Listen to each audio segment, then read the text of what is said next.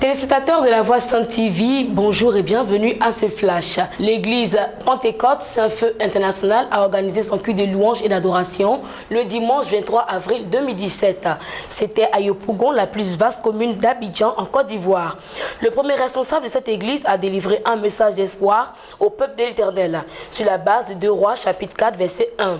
L'apôtre Patrick Angozan, leader de cette église, a prêché autour du thème les otages spirituels. Selon le ministre de Dieu, les chrétiens doivent se libérer des préjugés faussement spirituels en faisant de Jésus non pas celui qui a la solution, mais celui qui est la solution.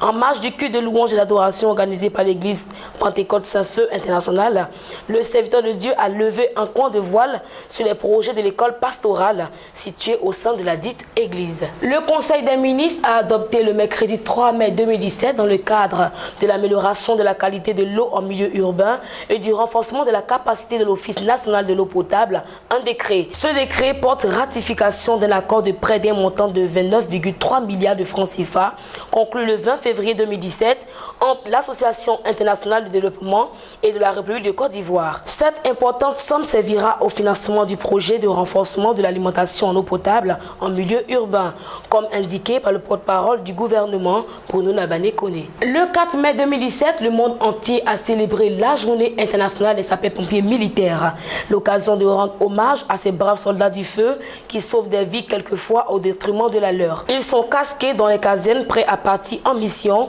portant toujours secours aux personnes et aux biens lors des incendies, avec la lutte parfois difficile contre les feux de brousse, mais aussi contre les accidents de la route, des voies aériennes et maritimes.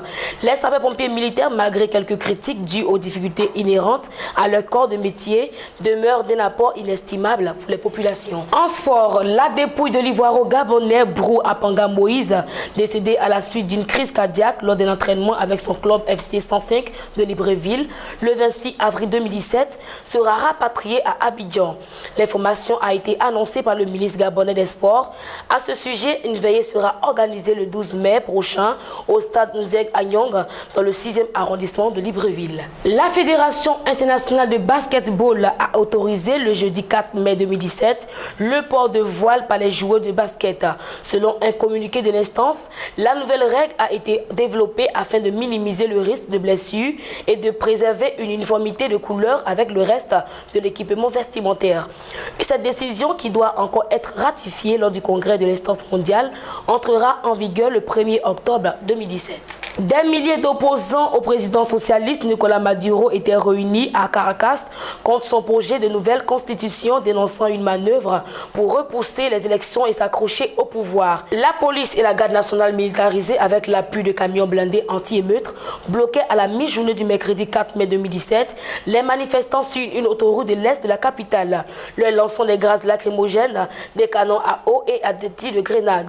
Tandis qu'en face, plusieurs groupes de jeunes répliquaient avec des pierres et des cocktails Molotov. Jeudi 4 mai 2017, à l'ouverture à Londres du procès entre la Libyan Investment Authority, le fonds souverain créé par Mohamed Kadhafi et la Société Générale, un accord à l'amiable a été trouvé. Un accord dans le contentieux qui opposait la Libyan Investment Authority à la banque française, accusée d'avoir versé des pots de vin à ses employés pour que la Libye investisse près de 2,1 milliards de dollars dans ses produits financiers. Les deux parties annoncent avoir trouvé un accord transactionnel de 963 millions d'euros, mettant un terme au contentieux. Des investissements pourris pour lesquels la Libye demandait 1,5 milliard de dollars de réparation. Le président Donald Trump s'est montré optimiste. Il s'est déclaré mercredi 3 mai 2017 convaincu de la possibilité d'aboutir à un accord de paix entre Israël et la Palestine, en recevant pour la première fois à la Maison-Blanche son homologue palestinien Mahmoud Abbas. Nous voulons créer la paix entre l'Israël et les Palestiniens. Nous y arriverons, a lancé Donald Trump. Mahmoud Abbas a réaffirmé son attachement à une solution à 2 États que le président républicain a mis en cause.